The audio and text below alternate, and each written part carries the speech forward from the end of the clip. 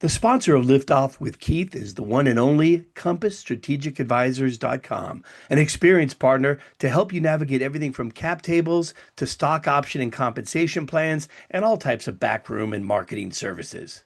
There is no better friend to the startup CEO than Compass. Check them out at CompassStrategicAdvisors.com. Today on Liftoff, we're joined by one of the true pioneers of the technology and gaming industry, Trip Hawkins. Tripp founded Electronic Arts in 1982 after leaving Apple, where he worked alongside Steve Jobs during the company's formative years. He went on to build EA into one of the most influential entertainment companies in history, helping create iconic franchises like Madden football and pioneering the idea that software developers should be treated like artists. EA would eventually become the global powerhouse behind franchises such as Madden, FIFA, The Sims, and countless others. Beyond EA, Tripp founded the 3DO company, Digital Chocolate, and several other ventures, spending decades at the intersection of tech, entertainment, entrepreneurship, and innovation. Today, Tripp continues advising companies, speaking globally, and exploring the future of gaming, AI, and digital experiences. Wow. Am I excited for this conversation? Well, Trip, so happy to have you here. Thanks for joining. Yeah, so I noticed your video stopped. I don't know. It seemed like right when I said that John Mulaney is playing me. Okay, we'll start over. Um, so Trip, welcome to Liftoff again. My pleasure. So you worked alongside Steve Jobs in the early days of Apple. What was it in those early days that kind of thought, hey, I want to go do this on my own and leave this company that, went on to become a rocket ship? I had actually developed that plan even when I was a teenager, and I knew that I could only make video game software if people in homes had hardware, and I needed to learn some things about how to be a CEO. And so I basically targeted the personal computer hardware space and ended up writing and publishing the first national study of personal computers. And uh, that gave me access to all these companies, and that's how I first met Apple. And to my delight, they fell in love with me, and the founders wanted to hire me, and gave me a lot of really uh, great things to do though in the time that I was there. Okay, let's go to the next question. When you founded EA, gaming was still kind of viewed as a hobby. What was the vision that others weren't seeing that you had?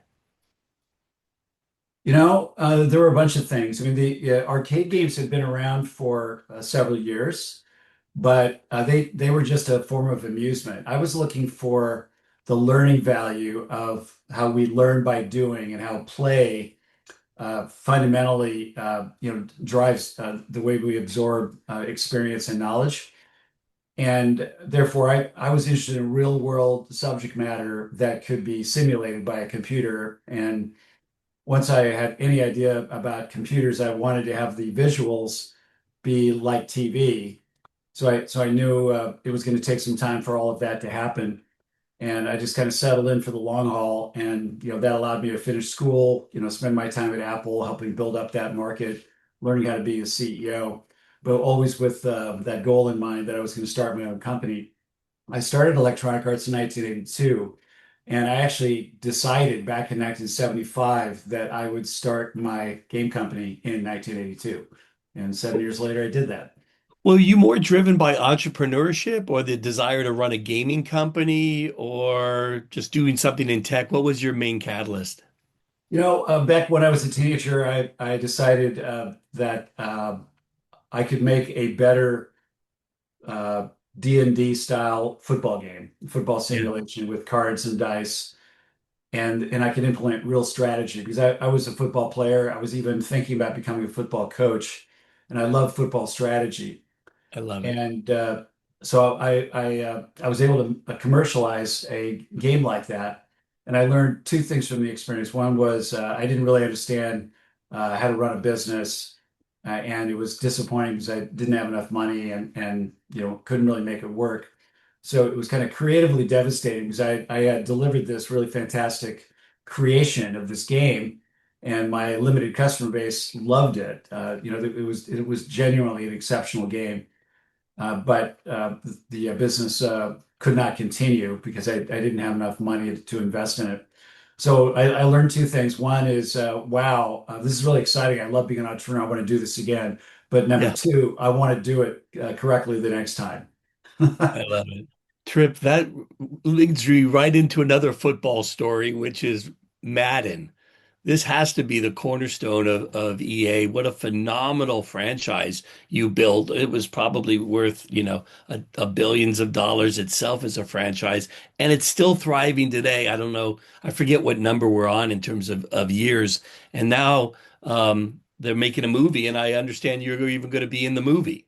Yeah, John Mulaney is playing me in this movie called Madden, directed by David O. Russell, who's known for films like Silver Linings Playbook, which I enjoyed a great deal. Oh yeah. And yeah, no, it's quite thrilling to have someone play you in a movie. It's a very weird thing. It reminds me of the Billy Bean Moneyball story. Uh-huh.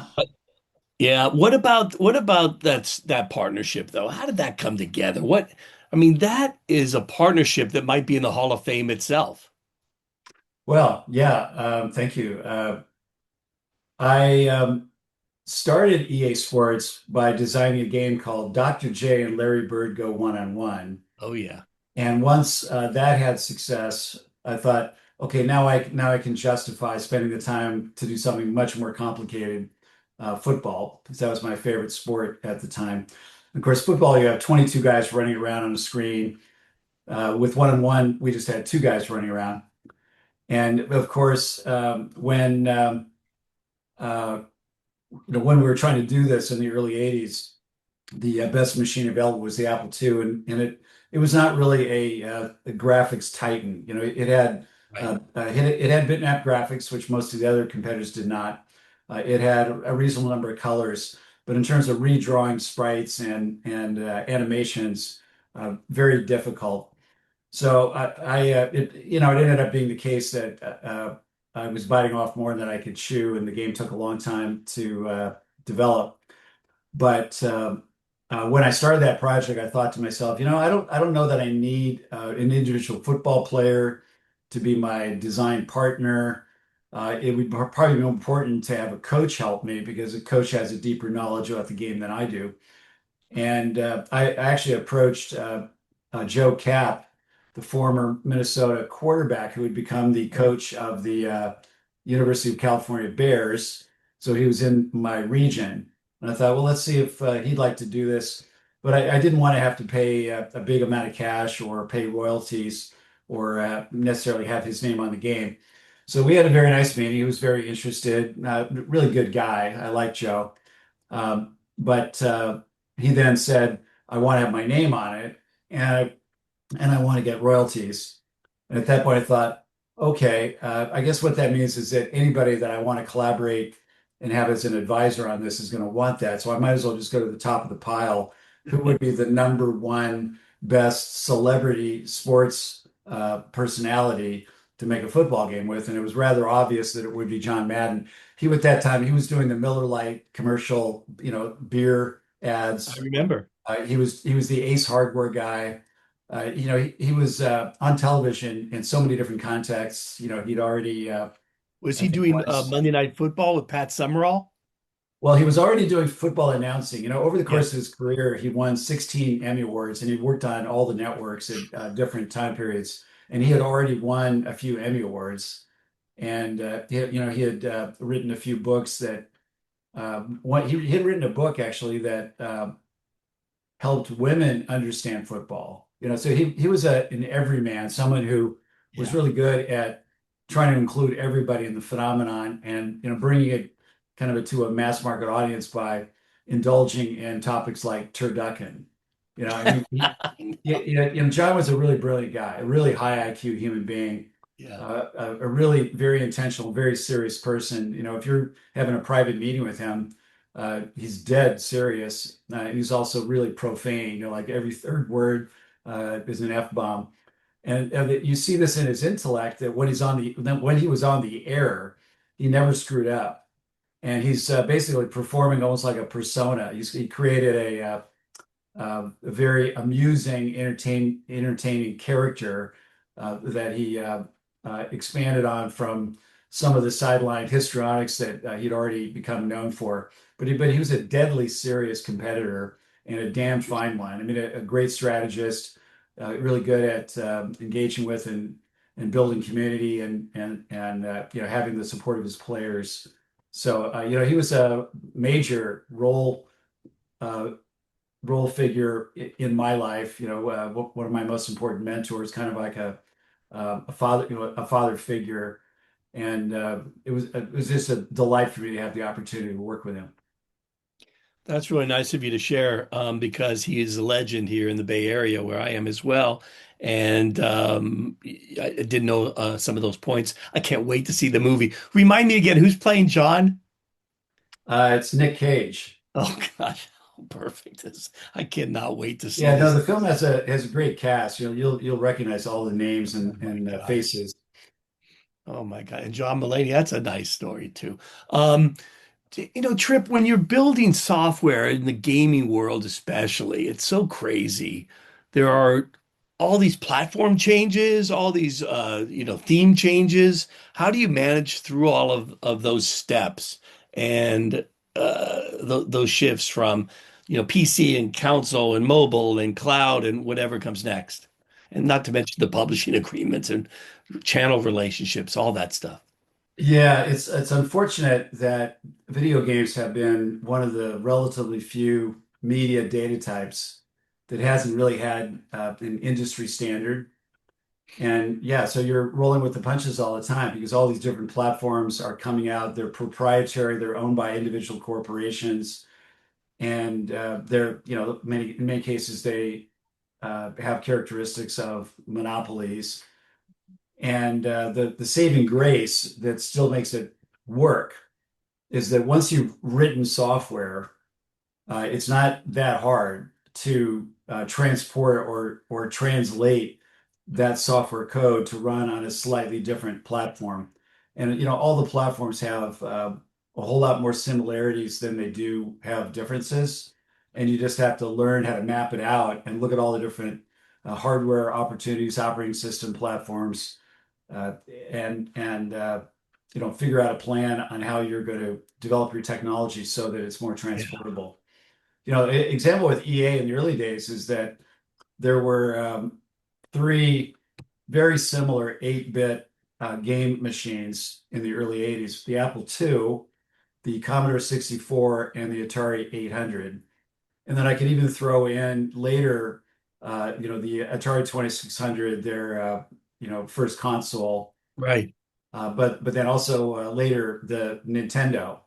Okay, so that's a whole bunch of different machines that are all using. Wait, Trip, can I add? And then you had some Sega and some PC. No? Well, that was later. What I'm trying to Okay. say here, and this point about this that first half Hmm. dozen of platforms, another one would be the Commodore PET Wow. that came out in the late 70s. I remember. All used, they all used the same microprocessor, the uh, 6502 microprocessor for Motorola.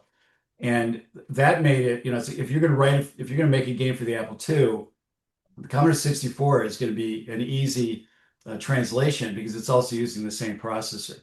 However, the Commodore 64 ended up having dominant volume because Commodore managed to get the unit price down to $199, and that compared to like $1,000 for an Apple II. And then of course you had to add a floppy disk, and uh, that added to the Apple cost, but it also added to the Commodore cost. But at the end of the day, the Commodore 64 with a floppy disk, it was still only 400 bucks. So it was really the first Huh. really mass market, widely distributed in mass market chains of stores, including toy stores. And that was the platform that really helped Electronic Arts grow over the course of its first four years or so. Yeah. Then, not only had the IBM PC come along, there had been clones made of it that were cheaper to buy. And one of the major suppliers of IBM PC compatibles was Tandy, owners of the Radio Shack stores. and they made a better version of the PC than anybody else, at least as far as the home market goes, because it had two joystick ports, which most PCs don't have, and it had a sound chip, and it had more colors, in the color palette.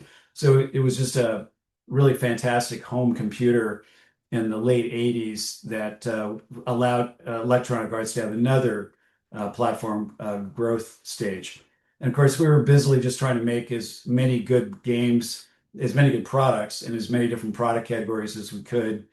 And then there were other next generation machines like the Commodore Amiga that were kind of a dream machine for us because they did everything better because they had not just a 16-bit processor compared to 8-bit, but they also had a GPU, the first kind of legit industry GPU, along with the sound chip and the joystick ports and all the extra colors and animation speed. And I went all in on the Commodore Amiga, which was a mixed blessing because the company was acquired by Commodore. They didn't do a very good job of building the market for it, and they decided to focus more on creative professionals. And of course, EA built a product line around that included the market-leading paint box product called Deluxe Paint and music products and so on. But the sales results for us with the games on the Amiga were kind of limited. But then the Sega Genesis came along in the late 80s, and it was very much like the Amiga. So here I am complaining that there was no standard, but we were very shrewd and very clever about identifying Had to. which platforms would win Yeah. and how to cluster a technology model that could quickly get out on similar platforms. So Trip, you've been out of VA now for a bit. You're looking back at a company that's done, I think you're on some sort of $7 billion run rate today and over 12,000 employees, if I read that correctly. And I know there's a buyout actually going on of sorts right now as well, which I don't mean to dig into, but I'm just curious, when you're looking back at that whole EA experience, what are you most proud of? And is there anything that you might do differently today? Oh, I would do plenty of things differently today. Okay, the That top that the would top one or two maybe. that would take several hours to unpack. Yep. I think my biggest regret is that um, I got enchanted by the idea of creating an industry standard, and that's what led to 3DO. And there was enough optimism in the industry about that in the early going that it kind of lured me into thinking that I really had to do it and that it was my calling to do it. And it really did not work out well. It was a very challenging thing to do. And when the PlayStation came along, it kind of was the last nail in 3DO's coffin. But in that process, 3DO had to become its own separate company, and I could no longer be involved in both Electronic Arts and 3DO because they were doing business with each other, and it Yeah. was considered to be a conflict of interest. And in hindsight, one might think that I might have been better off if I just stayed at EA and let go of that idea that turned into 3DO. Another thought might be that I turned it over to the wrong people and the culture of the company changed for the worse. And to more broadly answer your question, the thing that I thought was really special about what I did at Electronic Arts is I was inventing a new medium, and I was one of the first people to really successfully combine art and technology and make something new out of that combination and manage both sides, they're very different worlds. Artists are one thing and engineers are another. And I was basically doing this mashup, and we did it really well. And so I'm very proud of all the cases where we invented new product categories and became product category leaders. And we're always out on the bleeding edge and innovating. But more than anything, I built a really special and really unique company culture. So the work environment was really fabulous, and everybody felt it and everybody knew it. And that went on throughout the 1980s. And I, um, I think that that's to me the most important part of my work. Was having built that culture that allowed so many people to thrive. Well, I know a lot of your alumni live 10, 15 minutes away from your offices. And I got to say, everyone has positive experiences that trumpet everything. And you are also being modest in that a lot of the credit for turning game developers into a special breed like artists. Mhm. You really are credited with being a leader in that respect. Let me now turn then to this crazy time we're at now, and you're sitting there in Santa Barbara, and I know you're still playing around, as they say. We're in this AI tidal wave era where there's amazing things happening. I haven't really looked deep into the gaming world and how AI is turning that around. I know AI's had its effects in a lot of other areas and it gets a lot of attention, but I haven't looked at AI's intersection with gaming. I know you were doing some projects in the VR space as well, but give me your thoughts if you were looking into the AI world itself. Where do you see things going? What might you be looking at if you were to do it again? Yeah, I guess I want to make a few general comments about Sure. AI because of course a lot of people feel like the disruptive side of it, where it wipes out a bunch of jobs, is a lot of people view that as kind of an existential threat. But I think it's more accurate. If you look at human history, you got to remember that we are a social species and we are tool users and tool makers. That's what technology is. It's the constant process of making new kinds of tools and then using those tools to make new kinds of things. So that's just what we do. We've always done that. And basically, every time there was a significant change in industry, like the invention of the steam engine or the printing press or the automobile, yeah, that disrupted things because it did in fact make some rather mundane jobs that could be done by a machine obsolete. But I think in terms of the human capabilities and the human spirit, it'd be better for everyone to have the opportunity to do work that has more meaning than something that a machine can do. And yes, there's job displacement. I think it's really important for every country government, to set aside money that can be used to help retrain people so that they can shift from a job that's going to become obsolete over time to one of the new kinds of jobs that are going to get enabled by the latest technology breakthrough. So as it relates to AI in that context, because again, the transportation industry didn't get destroyed by obsoleting the horse and boats and replacing them with cars and airplanes. The transportation got to be a way bigger industry, and this is how we can look at the world economy, uh, through the lens of AI. And the way I look at it, the metaphor I like to use is that if we're looking at an orchestra and there's all these different musicians playing all these different instruments, in the foreground of the conductor. The conductor is the manager, and the people are the worker units playing their instruments. And what's going to happen with AI is akin to what Keith Richards of the Rolling Stones said a long time ago that basically one electric guitar could obsolete the entire brass section, and that's actually a pretty clever and Yeah. true concept. So you see what's happening now with AI agents, where okay, we don't really need a brass section anymore. We're going to have an AI agent do that kind of work. It's straightforward enough. But meanwhile, the first violinist is the person who's most capable of stepping up into the conductor role. So maybe that person hands off their Stradivarius to the number two violinist. And a Stradivarius is a very special instrument. It requires a really great human being to properly take care of it and get the most out of playing it. But now that first violinist steps up and becomes a conductor.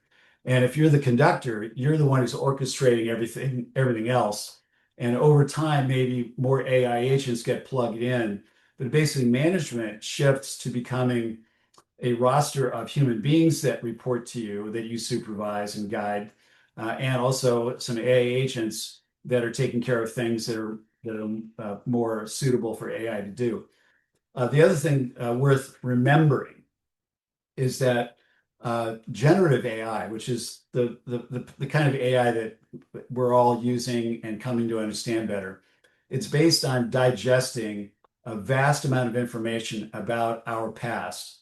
So if you want to teach it, if you want to teach an AI agent to speak sentences that sound like a human being that's talking or writing, then you have to just feed it a whole lot of sentences from world history. It's all stuff that's from the past, and it's how the AI then can come to understand to a degree what a verb is versus what a noun is. And it then knows how to put sentences together just based on the 97% probability from billions of sentences that it has digested says that the next word is going to be the, and then there's going to be an adjective, and then there's going to be a noun, and then there's going to be a verb. But it doesn't mean the AI is smart like a human.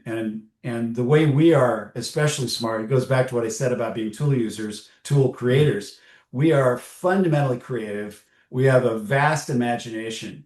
So the AI is limited to being inside a box that's a function of what content from our past it's sent to digest. And the best that AI can do is rearrange stuff from our past and try to make it seem like it's kind of new. Now, there was a great creativity consultant named Mike Vance that I work with at both Apple and EA. And he said maybe my most favorite thing anybody's ever said about creativity as a definition. He said, creativity is the rearranging of the old in a new way. So this is exactly what AI is doing, but AI can't really go way outside the box. The rest of us can do that. So I think the human imagination and our willingness and capability to think about the impossible, think of things that would be considered magic and therefore not feasible. But technology people, they make breakthroughs every single day. Every single day there are things that happen in technology that have never been done before. And yesterday they were considered to be magical and impossible.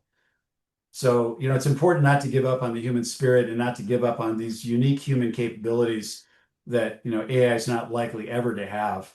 What AI can do is maybe pretend to be kind of creative, but it's just rearranging stuff that other humans have already done. Yeah, thanks for expounding on that point. I thought it was well done and really thought provoking. My audience should love that, but they also will appreciate me following up on that question I was asking about. Like you're starting that AI company today. What do they need to remember? I know you do a lot of advice with startups, with founders, and mentorship. Um, where do you not compromise? There's so many decisions flying at you and, arguments, and you want to keep things moving forward down the fast track. How do you keep moving forward and at that speed, but not compromise where it would really have a deleterious effect? I think it's still about having the best people that you can find that are really drawn to what you're doing. If you're the entrepreneur and it's your idea and you're starting it, you need to add people to your team so that you can get more done and build an organization. And if you're doing something new, by definition, that means there's not a long history of people already doing it because it's brand new. And so you're not really necessarily looking for somebody that already has that experience because, in fact, nobody really has that experience.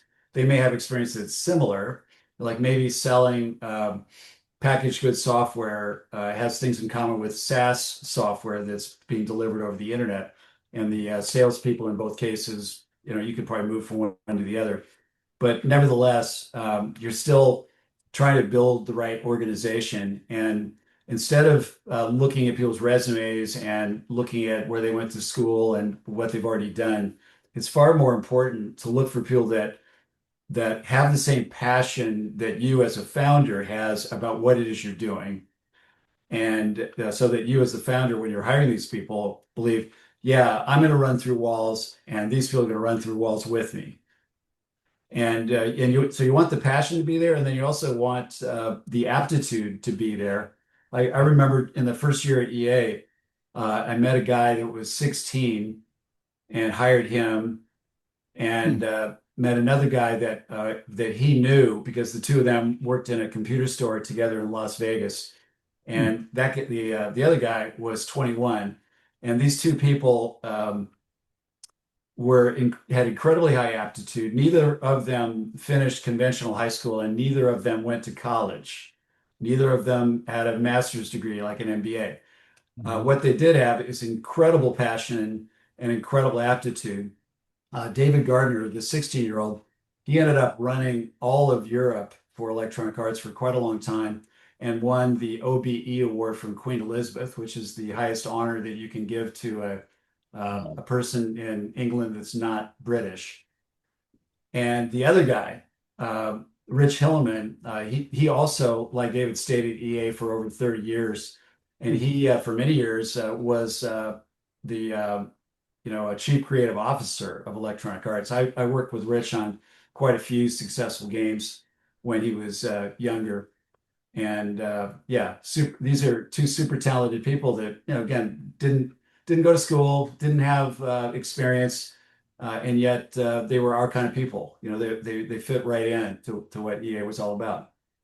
Hiring comes up a lot in these conversations, the need to really get great talent, surround yourself with people who can believe. Mhm.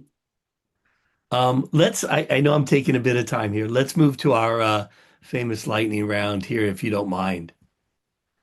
I've Sure. taxed you already with some longer questions. So, um, we're touching on the founder. What's the most underrated skill for a founder? I'll tell you one thing that's quite surprising to me. I mean, one of the things about founders, entrepreneurs, they are very passionate and they're often charismatic, charming, and so they can get a room full of people that are thinking about investing or writing stories or joining. They can get them to be emotionally moved. But in a lot of ways, while that's a good way to get your foot in the door, it's far more important to be really good at planning. And I've met plenty of startup leaders that are not at all naturally gifted at planning and need to be kind of tied down and forced to learn how to do it. And it's just a different discipline. And you might be a good strategic thinker, but that's different than codifying it in a plan and figuring out what it costs and organizing it into different department goals and strategies and then teaching the entire organization how to execute it. And any kind of planning has to be started way in advance. Again, a lot of people will wait until they're already well into a year and then they think, oh yeah, I guess we need a forecast for this year. But Yeah. yeah, you needed that 6 months ago. So anyway, so it's just one of the things that by working with a lot of other entrepreneurs, I've just noticed how shocking it is that some of them have been able to raise money and get going, but just didn't even have the DNA to do the planning. Interesting. Um, so you worked with Steve Jobs you worked at Apple, the amazing product launch company, if nothing else. What was your favorite launch over your career and why?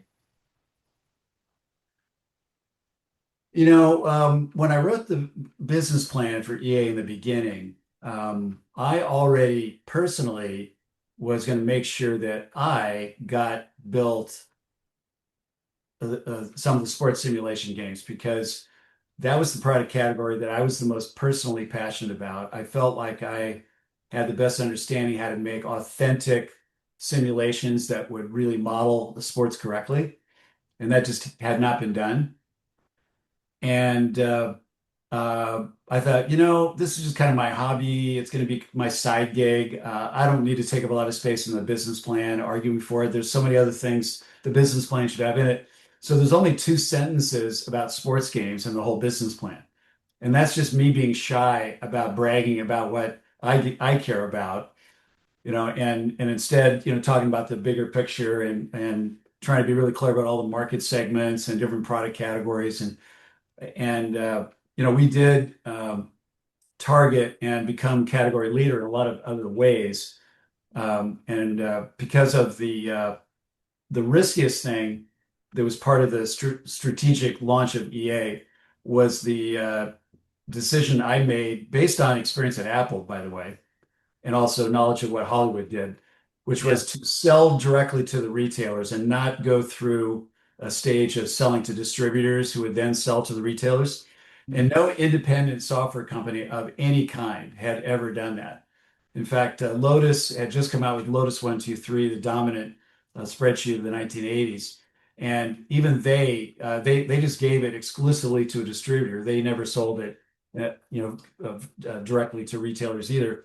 And a lot of my competitors thought EA would be out of business because they thought direct distribution was going to fail. And it did almost fail multiple times.